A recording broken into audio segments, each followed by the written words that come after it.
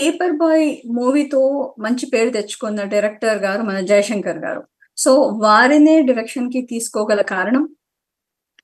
అంటే మేము ఫస్ట్ ఈ జర్నీ, ఈ థాట్ అనుకున్నప్పుడు, చేస్తున్నప్పుడు అతని short films plus 'paper boy' ఆహ్, చానా అంటే రీజనబుల్‌గా ప్లస్ ఆహ్, థాట్ ప్రొవోకింగ్‌గా ఉండేవండి. సో, నేను తీయాలనుకున్నప్పుడు కూడా చాలా లవ్ స్టోరీస్ చాలామంది చెప్పారు. సో, నేనేంటంటే ఒక డిఫరెంట్ జోనర్‌లో ఎళ్ళాలి.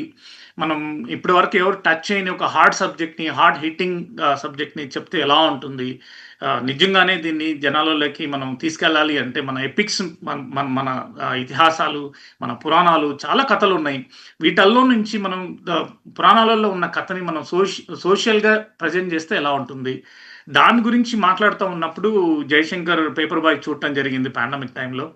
సో, అప్పుడు కనెక్ట్ అయ్యి మనం మాట్లాడినప్పుడు డిఫరెంట్ స్టోరీస్ చెప్పాడు. కానీ నేను ఏది యాక్సెప్ట్ చేయలేదు.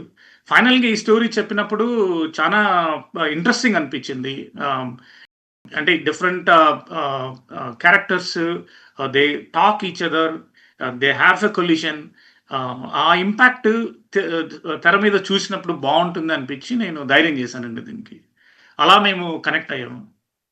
హుహుహుహు. డైలాగ్స్ కానీ, లేకపోతే క్యారెక్టర్ క్యారెక్టరైజేషన్ గానీ, పిక్చరైజేషన్ గానీ చాలా స్మూత్‌గా ఎళ్ళిపోతుంటుందండి. మీకెక్కడ సినిమాలో కూర్చున్న తర్వాత బిగినింగ్ నుంచి ఎండింగ్ వరకు మీకు చాలా ఇంట్రెస్టింగ్‌గా ఉంటుంది. ఎక్కడ మీకు బోర్ కొట్టదు. మీ ఎంటర్‌టైన్‌మెంట్ మిస్ అవ్వరు. విజువల్స్ మిస్ అవ్వరు. అంటే ఆహ్, మౌల్డెడ్ లైక్ సినిమాటిక్ బ్రిలియన్స్ అంటారు. లేకపోతే సినిమాటిక్ విజువల్స్ ఉండాలి. ఎంటర్‌టైన్‌మెంట్ ఉండాలి. మీటర్ ఉండాలి అని చెప్తా ఉంటారు కదా! ప్రతి స్టేజ్‌లో మీటర్ పెంచుకుంటూ పోయాడండి ఈ సినిమాలో. సో, క్లైమాక్స్ అయితే అల్టిమేట్ అండి. క్లైమాక్స్ మీరు ఆల్‌మోస్ట్ ఒక ఆహ్, కళ్ళల్లో నీళ్లు తిరిగి బయటకొస్తారు మీరు. అంటే ఇవి ఆనంద బాష్పాలుంటాయి మీకు. ఏడుపు కాదు. మాది ఏడుపు సినిమా కాదు. ఒక చేంజ్ చూసిన తర్వాత, మనిషిలో పరివర్తన చూసిన తర్వాత మీకు తెలియకుండానే ఆనంద బాష్పాలొస్తాయి. మీరు కూడా ఒక ఫీల్ గుడ్ భావనలో బయటకొచ్చేస్తారు.